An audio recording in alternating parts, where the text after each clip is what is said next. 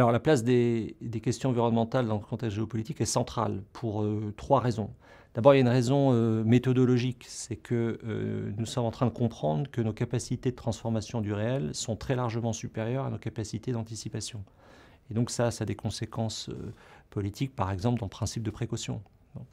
La deuxième chose, c'est que vous avez une dégradation environnementale qui est aujourd'hui reconnue et l'ensemble des acteurs cherchent au fond à la limiter. Et il y a un débat entre faut-il la limiter par des formes de sobriété ou faut-il la limiter par des solutions technologiques. Et il est certain que en Chine et aux États-Unis de manière différente, c'est la deuxième option qui prévaut.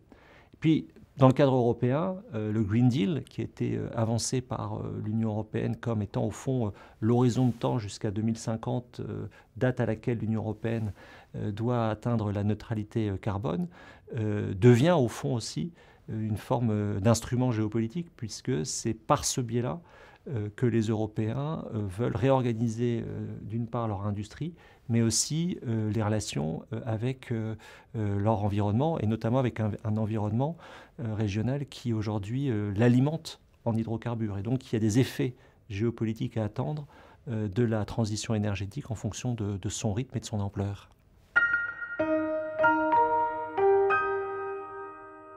C'est une rivalité sino-américaine qui a comme conséquence que les deux pays subordonnent leur politique climatique et leur politique numérique à leur confrontation.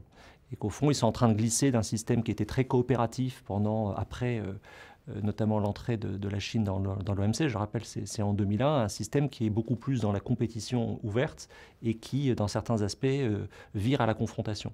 L'autre aspect, c'est de rappeler que les deux pays, la Chine et les États-Unis, représentent plus de 45% des émissions mondiales de CO2.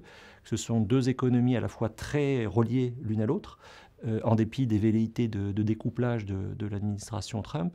Et ce sont aussi deux économies très extractives, c'est-à-dire qui consomment beaucoup d'énergie fossile, mais qui consomment aussi et qui produisent de plus en plus de données. Qui va prendre l'ascendant en matière climatique, c'est-à-dire qui va être le plus près de contrôler le thermostat mondial, notamment peut-être par des solutions de géo-ingénierie, et qui va prendre l'ascendant dans le domaine numérique, dans, au fond, la capacité de stocker, d'organiser et de contrôler les données. Et ça, ce sont les deux grandes questions qui, à mon avis, traversent aujourd'hui les relations entre la Chine et les États-Unis.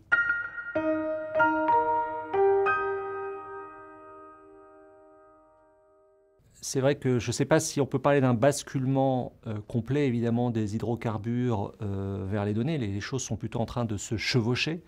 Ce qui est certain, c'est que quand vous regardez la capitalisation boursière des principales entreprises numériques et des principales majors pétrolières, en juin 2012, les premières sont à 7 200 milliards de dollars et les secondes sont à 2 500 milliards de dollars.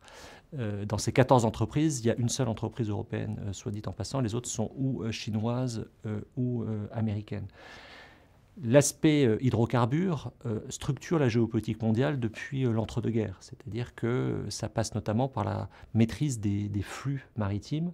On pense notamment aux relations, par exemple, entre l'Europe et les pays du Moyen-Orient.